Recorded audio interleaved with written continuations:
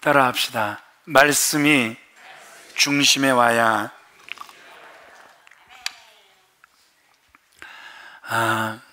미국 농담에 거북이 크리스천, 터틀 크리스천이 있다 이렇게 이야기를 해요.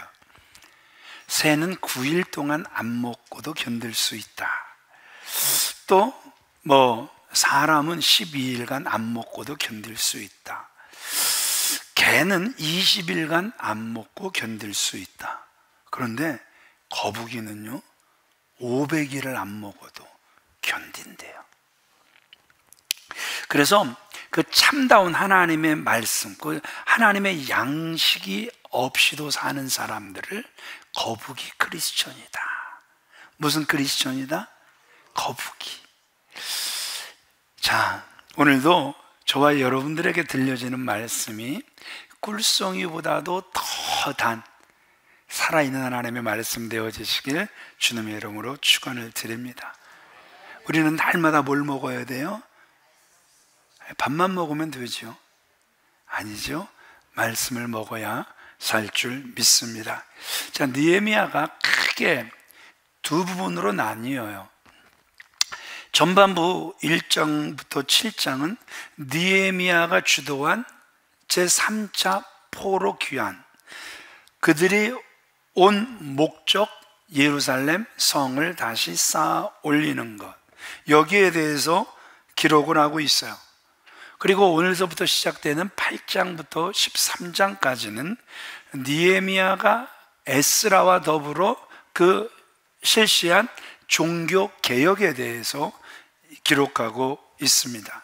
자, 1장부터 7장까지는 뭐라 그랬죠? 성을 쌓는, 그러니까 눈에 보이는 가시적인 그러한 일을 했다면 8장부터는 영적 부흥이라는 눈에 보이지 않는 불가시적인 이야기, 그러니까 우리의 내면적이며 영적인 그러한 일을 다루고 있는 거예요. 지난주에 말씀드렸던 것처럼 성벽을 세우는 것은 가시적인 그러한 목적일 뿐이었고, 그러나 그 느헤미야의 마음속에 품고 있었던 건 뭐였습니까? 궁극적인 목표, 영적 부흥이었단 말입니다. 온 이스라엘 백성들이 누가 되길 원하는 거예요? 예배자가 되기를 원하는 거란 말입니다. 자, 8장은 그래서 이 참된 영적 부흥에는 그 하나님의 말씀이 어떤 역할을 하는지 저와 여러분들에게 아주 명확하게 보여지고 있습니다. 자, 다시 말씀드려요. 예루살렘 성이 완공이 됐습니다. 성이 완공이 되므로 이 예루살렘 백성들이 이제 적의 그 협박과 침략으로부터 이제 그 안정, 평안함을 누리게 됩니다. 그렇게 그 안정, 그래서 평안을 누리던 이스라엘 백성들이 그들 역으로 7월 1일 초막절을 지키기 위해서 모였습니다. 모이긴 모였는데 그들 마음속에 말할 수 없는 갈급함이 있는 거예요. 그래서 학사 에스라에게 하나님의 말씀 율법책을 가져다가 자신들의 귀에 들려달라 이렇게 요청을 합니다. 그런데 그 요청이 이스라엘의 회복 그리고 개개인의 삶의 회복으로 이어졌다라는 것이죠. 그렇다면 저와 여러분들의 인생과 교회나 민족이나 진정한 그 영적 그 부흥을 위해서 어떻게 말씀 회복이 이루어져야 하는가? 오늘 이 말씀을 통해서 세 가지를 우리에게 보여주고 있어요. 첫 번째, 같이 읽어보겠습니다. 시작. 말씀을 대하는 태도가 변해야 합니다. 이스라엘 백성들의 말씀을 대하는 태도가 바뀐 것을 보면은요, 1절 우리 같이 읽어볼까요? 시작. 이스라엘 자손이 자기들의 성읍에 거주하였더니 일곱째 달에 이르러 모든 백성이 일제히 수문 앞 광장에 모여 학사 에스라에게 여호와께서 이스라엘에게 명령하신 모세의 율법책을 가져오게 청하매. 자, 학사 에스라에게 무엇을 가져와 달라고 요청했다고요? 모세의 율법책을 가져와 주기를 청했단 말입니다. 그러니까 그들이 지금 뭘 깨닫는 거예요? 인생의 진정한 행복, 이제 성을 쌓았으니까 이제 우리는 행복하겠지? 하드웨어가 아주 튼튼하게 구축이 되었으니까 다 됐겠지? 그러나 그 모든 것을 이루고 보아도 아니었다라는 것이죠. 말씀이 심령 속에 세워지지 않을 때 자신들이 지금 누리는 복이 될 수 없다라는 사실을 그들이 깨닫게 되었다라는 것이죠. 그래서 그들이 율법책을 다시 들려주기를 요청하는 거예요. 우리가 부르는 찬양이라면 이런 거, 찬양으로 표현을 하면 이런 것이죠. 다시 복음 앞에 내 영혼 선에, 그들이 다시 한번 하나님 말씀 앞에 제대로 세워지기를 원했다라는 것이죠.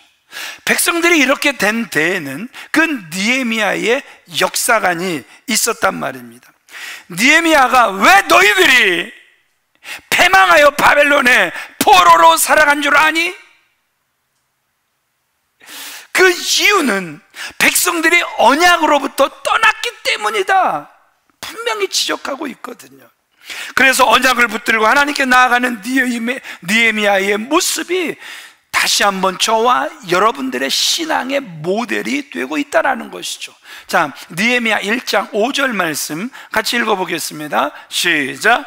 이르되 하늘의 하나님 여호와 크고 두려우신 하나님이여, 주를 사랑하고 주의 계명을 지키는 자에게 언약을 지키며 긍휼을 베푸시는 주여 간구하나이다. 한마디로 위기였고, 왜냐하면 예루살렘이 황폐화됐다, 그 소리를 하나님으로부터 들었단 말입니다.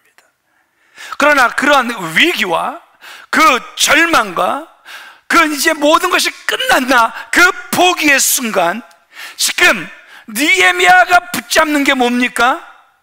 언약의 말씀을 붙잡는 거예요.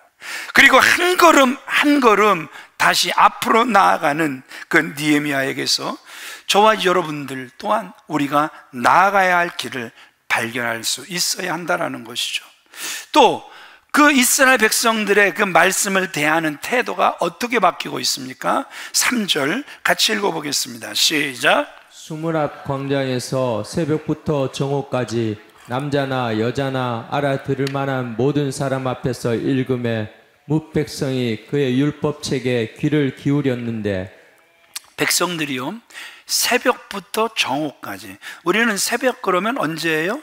4시 50분 새벽, 6시 새벽. 자, 그러면 적어도 정오까지, 그러면 몇 시간을 지금 그들이 말씀을 들었다라는 거예요? 6시간 이상이겠죠. 우리로 치면 4시 50분부터니까. 그리고 그 4시 50분에 나오려면 4시부터는 움직여야 되잖아요.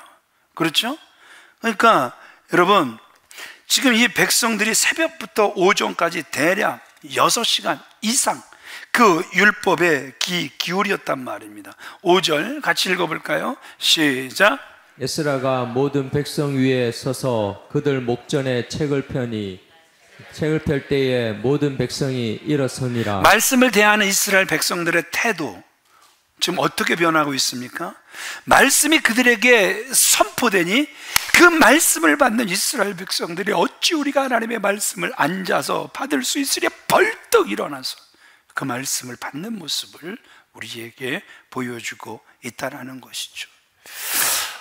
앉아서 들어도 힘든 말씀, 누워서 들어도 힘든 그러한 말씀을 6시간 이상 그들이 서서 들었다라는 거예요. 그러니까 지금 백성들, 지금 말씀에 대한 갈증으로 막 지금 불타오르는 모습을 우리에게 보여주고 있죠. 여러분, 여기서 우리가 진짜 전통 예배, 지금 우리가 괜히 똥꼬집 부리는 전통 예배가 아니라 진짜 전통 예배의 모습은 이렇게 하나님의 말씀을 받는 태도부터 달라도 달랐다라는 것이죠. 펄떡 일어나서 아이고 꼬부랑. 여러분, 내가 지금요 나이가 몇인데요, 여러분 알아들을 만한 사람은 다 나와서 하나님의 말씀을 들을 때 벌떡 벌떡 일어나서 하나님의 말씀을 듣는 참으로 귀한 모습 우리에게 보여주고 있다는 것이죠. 진정한 우리가 초대교회, 진짜 그게 전통 예배죠. 그 전통 예배는요, 찬양이 얼마나 긴지, 거기다가 한 주간 받은 간증들을 나누는 시간들이 얼마나 긴지, 여러분, 그러니까 두세 시간은 부족해요. 우리가 선교지 나가서 예배 드릴 때 보면요, 두세 시간은 기본입니다. 아예 움직일 생각들을 하지를 않아요. 그런데 우리는 어떻습니까? 설교 시간이 길다고 하죠. 전통적으로 1시간에도 1시간 20분 안에 끝내야 된다. 계속 이상한 전통들을 끄집어내서 참 계속해서 이상한 전통들을 세워가는 안타까운 모습들을 보게 되죠. 그렇다고 해서 오늘 제가 또 길게 하겠다라는 건 절대 아니니까 여러분 표정들 변하지 마시고, 진짜 길게 하라 그러면 또 길게 할 수도 있어요. 제가 최고로 길게 한 설교가 8시간이에요. 파라과이에서 목사님이 저녁 설교 얼마나 할까요? 알아서 하세요. 진짜입니까? 예, 8시간을 했어요. 그랬더니 오전 예배 드리고 돌아가셨던 분들이 2시간 후에 다 다시 돌아오더라고요. 신기한 거 아닙니까? 집에 갔던 분들까지 다시 돌아와요. 은혜가 넘치면 가능한 것 같아요. 아멘이십니까? 예. 여러분들 벌써 설교가 길어질 것 같다고 좀 불안해지지 않습니까? 예. 정해진 시간 지나면 온몸이 틀어지고 집중력까지 떨어지고 그러지 않습니까? 여러분, 진정한 부흥은 무엇이라고 여러분들 생각하십니까? 숫자가 늘어나는 거? 재정이 늘어나는 거? 아닙니다. 말씀으로 채워지지 않고는 하나님의 자녀로 살 수 없다는 고백과 함께 진정 말씀을 사모하는 것이 부흥의 시작인 줄 믿으시면 아멘 하시기 바랍니다. 말씀 없이 살아갈 수 있다고 생각한다면 죄송하지만 인생의 부흥도, 교회의 부흥도 일어나지 않습니다.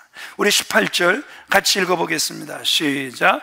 에스라는 첫날부터 끝날까지 날마다 하나님의 율법책을 낭독하고 무리가 이레 동안 절기를 지키고. 자, 이 일이 지금 며칠 동안 진행이 된 거예요? 7일 동안 진행이 됐단 말입니다. 사도행전에 가서 보면 말씀을 대하는 두 부류의 태도를 보여주고 있습니다. 비슷한 내용의 설교를 듣는데 베드로의 설교를 듣던 사람들은 자신들의 죄를 생각하면서 옷을 찢고 마음을 찢고 어떻게 해야 우리가 죄사함 받고 어떻게 해야 우리가 구원을 받을 수 있사오리까? 죄사함과 구원의 목매는 그들의 모습을 보여주고 있어요. 그런데 같은 내용의 스데반의 설교가 들려지는데 듣던 사람들이 마음이 찔렸어요. 그런데 그 찔림으로 인하여 오히려 스데반을 정죄하고 돌로 쳐 죽이더란 말입니다. 그러니까 찔림도 보면 두 가지인 것 같아요. 성령에 의하여 찔림받는 사람이 있는가 하면 악한 영에 의해서 찔림받는 사람들이 있는 것 같아요. 그래서 성령에 의하여 찔림받는 사람들은 죄를 쏟아내고 그러면서 다시 구원을 이루기 위하여 몸부림을 치지만, 성령에 의하여 찔림받는 인간들은 저 목사가 저거 오늘 또 미쳤구나, 오늘도 저게 나를 막 찔러대는 거 보니까 오늘도 타겟이 나구나, 내가 저놈의 인간을 내가 저 어떻게 끌어내리지? 여러분, 찔림도 분명히 두 가지인 걸 보면 성령의 찔림이 있고 악한 영의 찔림이 있단 말입니다. 오늘 저와 여러분들은 성령의 찔림이 있기를 바랍니다. 아멘이시죠? 그래서 오늘도 주시는 이 말씀이 나를 살리는 말씀이 되어지시길 주님의 이름으로 축원을 드립니다. 예, 같은 말씀인데도 받아들이는 태도에 따라 정말 그 영혼이 복받을 사람인지 저주받을 사람인지 그냥 드러나더란 말입니다. 그 2세기에 그 몬타누스, 뿌리실라, 막시멜라라는 세 여자가 합쳐서 몬타니즘 삼총사를 이룹니다. 이 삼총사가 나타나기만 하면은 세상에 그들의 입에서 막 기도가 나가면 세 손을 얹으면 막 쓰러지고 입신하고 막 예언하는 아주 성령 운동이 대단하게 나타났습니다. 그 2세기 교회의 절반이 그 운동에 휩쓸렸다 그래요. 그런데 역사가들은 이 몬타니즘을 이단 운동이었다 이렇게 정의를 내려버렸습니다. 왜냐하면 이 몬타너스와 두 여자가 이런 예언을 합니다. 이 가짜들 이렇게 드러나는 거예요. 아주 쉽습니다. 드러날 때 요런 말하면 다 가짜예요. 어떤 말을 합니까? 주 176년 수아시아 프리기아 지방에 예수님이 재림하신다. 그런데 여인의 모습으로 완벽하게 재림하실 것이다. 요런 것들은 가짜다 가짜다. 하여튼 주님의 재림을 이야기하는 것들은 지다 가짜예요. 아버지만 아시고 주님도 모른다 그러는 거예요. 지들이 어떻게 알아요? 아는 거 보니까 악한 게 자꾸 뒤집어 놓는 거예요. 또 16세기 종교개혁 시대에도 신령 운동이 정말 많이 일어났습니다. 그런데 결국 왜 그들이 가짜로 드러나는 줄 아십니까? 어마어마한 능력들이 나타나는데 꼭 그들이 하는 소리가 예수님의 재림을 예언하는 거예요. 그래서 결국 거짓된 예언과 거짓 성령 운동이 되어버렸다라는 것이죠. 20세기에도 여러 가지 운동이 신령한 운동이라고 일어났고 21세기를 살아가는 이 시대에도 정말 많은 그러한 성령 운동이라고 하는 것들이 일어나고 있어요. JMS 정명석이 그 정명석이를 그렇게 추종하다가 그 정명석의 삶을 보니까 저거는 아니다 싶어서 정명석 저격수가 된 단국대 수학과 교수 김도영 교수, 기자들이 이렇게 질문을 해요. 그렇게까지 똑똑하신 분이 어떻게 정명석이 같이 안 배운, 못 배운 언스쿨 무학에게 빠져들어갔습니까? 이 질문에 이 김도영 교수가 이렇게 대답을 해요. 현장에 가보세요. 기적이 일어나는데 쓰러지고 입신하고 예언하고 병자들이 막 팔딱팔딱 일어나는데 안 빨려 들어가나? 여러분, 당신들이 들어가 보라고. 그런데 어떻게 빠져나오게 됐습니까? 그의 삶을 보니까 저건 아니다. 그래서 나왔다라는 것이죠. 하나님께서 사랑하시는 귀한 믿음의 성도님들, 이 사람들의 공통적인 특징이 뭔 줄 아세요? 하나님의 말씀이 중심이 되지 않는 거예요.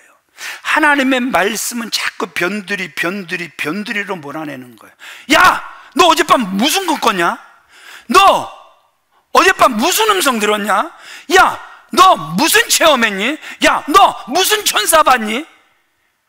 말씀이 중심이 되는 게 아니라 계속해서 현상이 중심이 되는 이러한 사람들, 죄송하지만 무너질 확률 100%입니다. 이단에 빠질 확률 200%입니다. 삶의 진정한 변화를 원하고 정말 여러분들이 교회가 새롭게 되기를 원한다면 하나님의 말씀이 우리 중심에 와야 될 줄 믿으시면 아멘 하시기 바랍니다. 말씀을 대하는 태도가 바뀌어야 될 줄 믿으시면 아멘 하시기 바랍니다. 두 번째, 같이 읽어보겠습니다. 시작. 회복을 원하신다면 말씀을 잘 깨닫는 것이 중요합니다. 7절, 8절 같이 읽겠습니다. 시작. 백성이 제자리에 서 있는 동안 그들에게 율법을 깨닫게 하였는데 하나님의 율법책을 낭독하고 그 뜻을 해석하여 백성에게 그 낭독하는 것을 다 깨닫게 하니. 여기서 여러분들이 기억하셔야 되는 게 뭐냐 하면 성경을 지금 어떻게 해주고 있어요? 쉽게 이해하도록 풀어주는 거예요. 그 심오한 말씀을 어찌 우리가 다 이해하고 알아들을 수 있겠습니까? 그저 몇 년 지나다 보면 알아듣겠죠. 이해하겠죠. 스스로 위로하면서 기다릴 줄 아는 여유가 있다, 이렇게 이야기를 해요. 그러나 오늘 에스라와 그 레위 사람들이 지금 어떻게 하고 있습니까? 말씀 자체를 쉽게 이해하도록 풀어내는 모습을 지금 우리에게 보여주고 있다는 것이죠. 그러면 왜 말씀을 그들이 알아듣도록 풀어주어야 하는 것입니까? 백성들이 혈통적으로는 유대인들이 분명해요. 그러나 언어나 문화에 있어서는 그들은 철저하게 바벨론의 영향을 받은 사람들이란 말입니다. 그래서 그들의 생각이나 문화, 그리고 그들의 삶의 습관이 바벨론의 것들로 가득 차 있단 말입니다. 출애굽했던 이스라엘 백성들, 모세가 잠깐 시내산에 올라가니까 내려오는 게 더디니까 아론에게 우리를 인도할 신을 만들라, 그래갖고 결국 만들어내는 게 뭡니까? 애굽에서 그 많이 봤던 금송아지 만들어내는 거잖아요. 그게 영향력이라는 거거든요. 문화의 영향.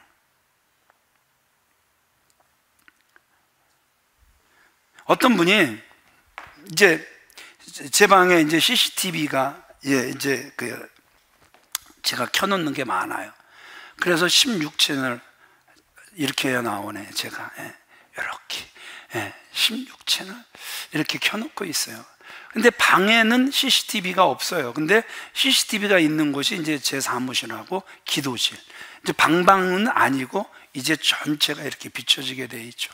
어떤 분이 방에 들어가서 아주 열심히 기도하고 나오시는데 나오시면서 하시는 행동이 제 눈에 확 들어와 버렸어요.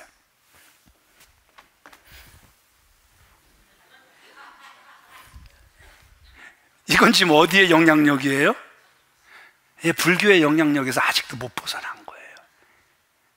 그래서 여러분, 저절로 그런 영향을 이렇게 받았던 거에서 쉽게 벗어나지 못하는 그러한 모습들 우리에게 보여주고 있거든요. 네. 재밌는 이야기 이렇게 하나 해드릴까요? 네. 어떤 사람이 이렇게 이야기를 해요. 개 앞에서는 치아를 드러내서 웃지 말아라. 뭘 드러내서 웃지 말아라? 치아. 치아를 드러내면서 웃지 말아라. 왜냐하면 개는요, 치아를 드러낼 때는 공격성을 띠는 거거든요. 그러니까 야, 개, 야, 너 나 너무너무 사랑스럽다. 야, 저 개, 아유, 나 나랑 친해지고 싶어. 그래서 이빨을 드러내면서 웃으면 저 미친놈이 지금 나랑 싸우자는 건가? 지도 이빨을 드러내면 아랑 된다는 거예요. 그러니까 여러분, 여기서도 충돌이 날 수 있죠. 야, 나는 이빨을 드러내면서 웃는 건 친밀감의 표현이야. 그런데 다른 사람은 야, 이빨 드러내고 웃는 거 지금 너 나랑 지금 싸우자는 거니? 어디 그 지방에서 그냥 어떤 그 남자 둘이서 이렇게 뭐 자기 쳐다보고 웃었다고 기절할 정도로 팼다 그러잖아요. 예. 웃었다고. 그러니까 웃고 지나가니까 야, 너 웃는 게 지금 나랑 지금 비웃는 거지, 나랑 싸우자는 거냐? 이런 미친놈들도 있다니까요. 있어요, 있어요? 실제로 나왔잖아요. 있다니까요. 그런 미친놈들이 나와요. 그러니까 여러분, 서로의 생각, 서로의 주장이 이게 충돌이 되면 싸울 수밖에 없어요. 그러니까 우리 생각들은 다 내려놓고 하나님의 말씀이 중심에 서야 될 줄 믿습니다. 하나님의 뜻대로 이루어지는 교회가 되어져야 될 줄 믿습니다. 예. 그렇잖아요. 어떤 사람은 이게 좋은 거고, 어떤 사람은 이게 좋은 거고, 다 다르니까. 자, 그래서 그 말씀을 이렇게 우리가 받아들일 때 진짜 중요한 건 보면 여러분 어떻습니까? 우리가 말씀을 깨달은 만큼만 우리가 변한단 말입니다. 깨달아도 잘 변하지 않는 게 우리인데 잘못 알고 있으면 그 어둠이 얼마나 더해지겠습니까? 그러기에 우리는 이렇게 기도해야 되는 거예요. 성령님, 깨닫게 하여 주옵소서. 아멘이십니까? 찬양으로 표현하면 이런 거죠. 성령이 스승되셔서 진리를 가르치시고 거룩한 뜻을 깨달아 예수를 알게 하소서. 내 평생의 소원, 내 평생의 소원 대속해 주신 사랑을 간절히 알기 원하네. 그래요. 시편 119편 18절 같이 읽어보겠습니다. 시작. 내 눈을 열어서 주의 율법에서 놀라운 것을 보게 하소서. 주여 내 눈과 귀를 열어주세요. 이렇게 기도했던 시편 기자의 고백처럼 우리도 이런 간절한 고백이 필요하다라는 것이죠. 백성들에게 말씀이 주어지니까 여러분 감정적인 변화가 일어났습니다. 눈물로 회개하기 시작했습니다. 인생 기준이 바뀌었습니다. 우리 이 부분을 같이 읽어보겠습니다. 시작. 성경을 읽다가 멈추어 서서 감격하며 울어 본 적이 있습니까? 말씀을 듣다가 하나님 은혜에 감사하여 무릎 꿇고 기도해 본 적 있습니까? 없다면 우리 신앙은 어느새 메말라 버린 것입니다. 깨달음이 더 이상 없고 삶의 변화도 멈춰 버린 것입니다. 정말 저와 여러분들이 평탄하고 저와 여러분들이 형통하기를 원하신다면 기본 원리가 달라야 합니다. 우리는 어떻게 해야 성공을 합니까? 성경을 가까이 하고 묵상하고 깨닫고 성경이 우리 삶의 중심이 돼야 하는 것입니다. 말씀을 가까이 하면 여러분 진짜 우리에게 형통이 오고 말씀을 가까이 하면 우리에게 평안이 오게 된단 말입니다. 어떤 분은 이렇게 말하죠. 야, 성경 읽으면 야, 돈이 나와 밥이 나와 떡이 나와 출세가 돼. 정말 막 비꼬는 이러한 모습들도 보게 됩니다. 그러나 여러분 그렇지 않아요. 정말 말씀을 가까이 하면 악한 영이 떠나가게 될 줄 믿습니다. 저주가 떠나가는 것이고 우리 속에 다툼이 점점 멀어지게 되는 것이고 제일 중요한 것은 죄가 우리 속에서 멀어지게 되는 것이란 말입니다. 오히려 하나님은 가까워지는 것이고 성령이 점점 가까이 오시는 줄 믿으시면 아멘 하시기 바랍니다. 때문에 우리 삶에 결론적으로 평탄과 형통이 찾아오게 된다는 것이죠. 그런데 많이들 착각하시는 게 뭐냐 하면 자꾸 우리가 말하는 평탄과 우리가 말하는 형통, 그래서 형통의 그 뜻풀이 그대로 내 뜻처럼 내 생각처럼 잘 되는 것, 그리고 아무 걱정 근심 없고 그냥 좋은 것, 이것을 우리는 평안, 이렇게 평탄, 이렇게 이야기를 하잖아요. 근데 우리가 잘 아는 찬송가 이게 있죠. 내 평생에 가는 길 순탄하여 늘 잔잔한 강 같은지 얼마나 좋습니까? 그러나 금풍파로 무섭고 어렵든지 그러나 나의 영혼은 늘 편하다. 내 영혼 평안해. 내 영혼 평안해. 여러분 이 찬양이 어떻게 씌워졌습니까? 그 아내가 힘들어하는 그 모습에 남편 변호사가 곧 따라갈 테니 이제 시카고 교회 문제들만 해결하고 곧 따라갈 테니 먼저 여행을 하라고 배 태워 보냈더니 세상에 배가 전복이 되면서 사랑스러운 두 딸이 그 바다에 빠져 죽죠. 아내만 겨우 목숨을 건졌죠. 아내에게 연락이 왔어요. 두 딸이 죽었다고. 그 소식을 들은 남편 그 배를 타고 쭉 가는데 선장이 어느 지점에서 부르더니 여기가 배가 침몰한 지점, 당신들의 딸들이 빠져 죽은 그러한 지점이라고. 여러분 얼마나 그 마음이 아프고 얼마나 여러분 그 눈물이 펑펑 쏟아졌겠습니까? 자기 방에 가서 기도하는데 그때 하나님께서 주신 가사가 이 가사였던 거예요. 내 영혼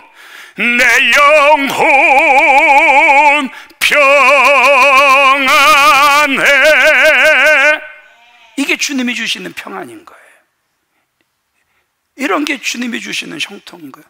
그 어떤 상황 속에서도 누구의 뜻이 이루어지는 거? 하나님의 뜻이 이루어지는 거. 자식들 앞세워 보세요. 여러분, 이거 굉장히 힘들잖아요. 평생 가슴에 묻는다 그러잖아요. 그런데요, 정말 하나님 뜻 안에 서보세요. 거기서도 하나님의 뜻을 구한다니까요. 저희 형님이 중학교 2학년 때 교통사고로 돌아가셔서 성민센터 병원 그 영안실에 안치되어 있을 때 이 은강 사망, 그러니까 아버지 잠깐 가서 한번 들춰보시고는 저녁 예배 드리셔야 된다고 돌아오시면서 죽은 자는 죽은 자들이 장사진에게 두라는 거죠. 왜요? 너무 우리 아버지가 무슨 개부입니까? 못됐습니까? 아니죠. 그러니까 벌써요 다른 거예요. 천국에 있는 분들은. 그러니까 사랑의 원자탄 손양원 목사님은 그 공산당이 죽창으로 자식들 다 찔러 죽였어도 그 찔러 죽인 그러한 그 공산당 아들로 삼으면서 하나님께 감사 편지가 뭡니까? 일찍 하늘로 데려가 주신 거 감사합니다. 천국에 있으면 오히려 그것도 감사가 되는 거예요. 천국이 없으면 그게 원망이 되고 불평이 되고 분노가 되고 우울이 되고, 그래서 내 인생을 망가뜨리는 거예요. 우리의 소망은 주께 있기를 바랍니다. 저 천국을 향하시길 주님의 이름으로 축원을 드립니다. 그래요. 가끔 대화하다 보면 저보다 성경을 더 많이 아는 그러한 분들을 만나 또 그분들 앞에서 설교를 할 때가 있어요. 근데 참 안타까운 건 설교를 듣지만 그런 사람들은 깨달음이 하나도 없습니다. 왜요? 심령이 교만하기 때문에 그렇습니다. 말씀의 깨달음은 죄송하지만 겸손에서 오는 것입니다. 아멘이십니까? 이 말씀을 내가 읽고 이 말씀을 내 영이 사모하며 듣겠사오니 성령이여 이 시간도 깨닫게 하여 주옵소서. 겸손하게 간구해야 성령이 깨닫게 해주시는 거잖아요. 신학교를 다닌다고 말씀이 깨달아지는 것이 아니고 목사가 됐다고 말씀이 깨달아지는 것이 아니더란 말입니다. 성령이 스승이 되셔야 할 줄 믿습니다.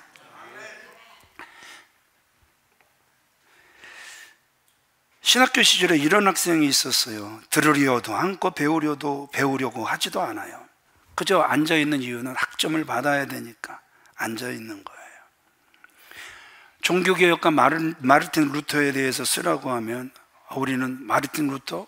그래도 우리는 종교개혁자 이런 거라도 알 거 아니에요. 근데 쓸 게 없으니까 훌륭하고 좋고 없어서는 안 될 뿐이다 이렇게 써서 제출하는 거예요. 머리에 든 게 없으니까. 우리말로 치면 소파 방정환 선생에 대해서 써라. 그러면 우리는 똑같이 좋고 훌륭하고 멋있는 분입니다 이렇게밖에 쓸 게 없는 거죠. 예. 사실 소파 방정환 선생님 그러면 독립운동가, 그렇죠? 그 다음에 어린이날 제정한 사람, 어떻게 그렇게 어린이날을 제정할 수 있었을까? 1920년 그 일본 도요 그냥 동양대학에 그 유학을 가서 거기서 철학을 전공하는 가운데 아동 그 예술과 또 아동 심리를 전공하고 돌아와서 1922년 드디어 어린이날을 제정했습니다. 이렇게 써야 답이 점수가 나오는 거잖아요. 그저 좋고 멋있고 훌륭한 분. 손정일 집사님 같으면 점수 줘요, 안 줘요? 예? 못 주죠. 예, 똑같은 거예요. 깨달음은요, 여러분, 말씀을 들으면서 오는 거예요. 겸손한 마음에서 듣는 데서 이 깨달음이 올 줄 믿습니다. 그래서 그들은 에스라의 말도 듣고 모르면 레인들에게 물어 깨달은 거예요. 우리 8절 같이 읽어보겠습니다. 시작. 하나님의 율법책을 낭독하고 그 뜻을 해석하여 백성에게 그 낭독하는 것을 다 깨닫게 하니. 하나님의 말씀을 깨닫는 거는요, 대학 나오고 박사학위가 있어야 높은 학벌이 요구되는 게 절대 아니란 말이에요. 오히려 높은 학벌이 하나님의 말씀을 듣는데, 깨닫는데 더 방해를 할 수 있다는 것이죠. 성경은 하나님께서 저자이시기 때문에 하나님이 깨닫게 하셔야 될 줄 믿으시면 아멘 하시기 바랍니다. 그래서 성령이 우리의 스승이 되어져야 하는 거예요. 산업사회가 되면서 우리가 잃어버린 보석이 있다면 새벽 시간이에요. 산업사회는 반문화죠. 반문화는 그 퇴락과 퇴폐의 문화란 말입니다. 피곤과 지침의 문화예요. 죄악의 문화란 말입니다. 우리 민족이 새롭게 일어나 결단하는 시간이 여러분 언제였습니까? 새벽이었죠. 이것을 우리가 기억할 때 한국 교회가 다시 회복해야 할 게 무엇이냐? 바로 새벽 기도라는 것이죠. 어떤 분이 이런 말씀을 하시고 다닌대요. 하여튼 어디를 가든 제일 먼저 나는 새벽 기도할 수 있는 장소를 찾는다. 얼마나 그런 말씀을 들을 때마다 감사한지. 정미경 권사님이 이제 요번에는 저쪽 목동으로 이제 그 지역구를 옮겼어요. 그분은 참 감사한 게 집은 다른 데다 두고 뭐 목동에 가고 그러지 않아요. 그러면 집도 목동으로 가는데 어디 옆에 집을 꼭 얻냐 하면 교회 근처에 꼭 집을 얻어요. 그래서 새벽 기도하지 않고는 움직이지 않겠다라는 것이죠. 이번에 이제 아이고 시간이 또 벌써 됐는데, 이제 목요일 그 제자 교육을 그 아침 저녁으로 이렇게 하면서 그 저녁반에 그 큐티에 대해서 이렇게 그 말씀을 나누게 됐어요. 큐티 그러면 우리는 quiet time, 그래서 아주 조용한 시간. 어떤 분은 그 조용한 시간이 새벽이고, 어떤 분은 그 조용한 시간이 밤늦은 시간이고, 어떤 분은 가장 조용한 시간이 회사에서 휴식 시간, 밥 먹는 시간이 가장 조용한 시간이고, 그래서 나름 quiet time은 다 달라요. 그러나 오늘 시편 119편의 저자가 누굴까? 사람들은 거의 다 다윗이다. 왜냐하면 그 시편 119편 147절 148절 같이 읽어볼까요? 이게 결정적인 것 같아요. 시작. 내가 날이 밝기 전에 부르짖으며 주의 말씀을 바라싸우며 주의 말씀을 조용히 엎조리려고 내가 새벽녘에 눈을 떴나이다. 이게 진짜 큐티의 모습이에요. 내가 날이 밝기 전 부르짖으며 먼저 기도하는 거예요. 주의 말씀을 간절히 바라고 주의 말씀을 조용히 그 뜻을 생각하며 읊조리고, 그러기 위하여 내가 새벽녘에 눈을 떴나이다. 왜 다윗의 모습이 귀합니까? 나름 콰이어 타임은 다르겠지만 삶의 우선순위, 가장 첫 시간을 누구와 함께 시작하겠다? 하나님과 함께 시작하겠다. 이 모습이 다윗의 모습이었죠. 우리 선조들이 그렇게 열심히 했던 그 모습, 저와 여러분들도 우리의 후손들에게 물려주고 싶지 않으십니까? 세 번째, 같이 읽겠습니다. 시작. 부흥이 일어나기를 소망하신다면 듣고 깨달은 말씀에 대해 응답해야 합니다. 말씀을 깨닫고 울면서 회개하던 백성들이 회개에서 중단하지 않습니다. 말씀을 듣고 삶의 진정한 변화를 경험하기 시작해요. 10절의 말씀처럼 여호와로 인하여 기뻐하는 것이 그들에게 힘이 됨을 믿는 거예요. 우리 10절 같이 읽어보겠습니다. 시작. 느헤미야가 또 그들에게 이르기를 너희는 가서 살찐 것을 먹고 단 것을 마시되 준비하지 못한 자에게는 나누어 주라. 이날은 우리 주의 성일이니 근심하지 말라.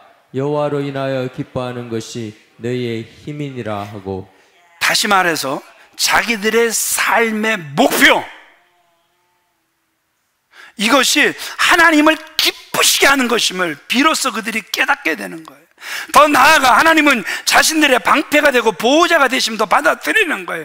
그래서 죄 가운데 머물며 괴로워하지 않고 하나님 앞으로 나아간 거예요. 12절 같이 읽어보겠습니다. 시작. 모든 백성이 곧 가서 먹고 마시며 나누어 주고 크게 즐거워하니 이는 그들이 그 읽어 들려준 말을 밝히 알미라. 진짜 말씀을 밝히 깨달아 아신 분들의 특징이 우리에게 보여주고 있죠.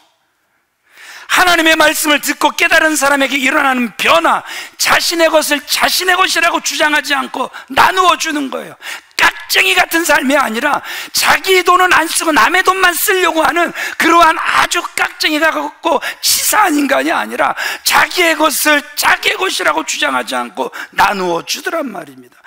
백성들은 율법이 요구하는 것뿐만 아니라 초막절을 지키고자 나갔어요. 이스라엘 백성들이 광야에서 자신들을 인도하셨던 하나님 사랑을 다시금 회복합니다. 정말 가난하고 어려웠을 때를 기억하면서 힘든 일을 바라보는 신앙의 회복의 자리로 나아가는 변화가 일어난 거예요.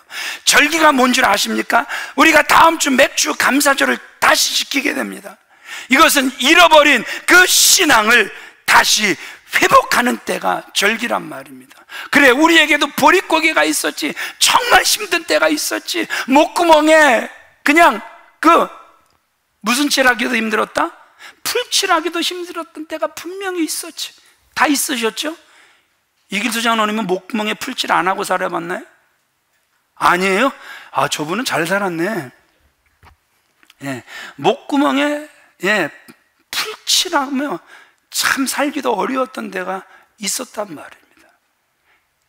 그런데 이렇게 놀랍도록 은혜 내려주신 주님, 그 하나님 반드시 기억하시며 다시 한번 그 맥주절 잘 지켜내시는, 어려운 사람들에게 나누는 저와 여러분들이 꼭 되어지시길 주님의 이름으로 축원을 드립니다. 말씀을 마치겠습니다. 삶 속에 부흥을 원하십니까? 여러분 가정과 이 민족이 다시 세워지기를 원하신다면 말씀을 다시금 사모하시기를 바랍니다. 말씀을 대하는 태도를 바꾸시기를 주님의 이름으로 축원을 드립니다.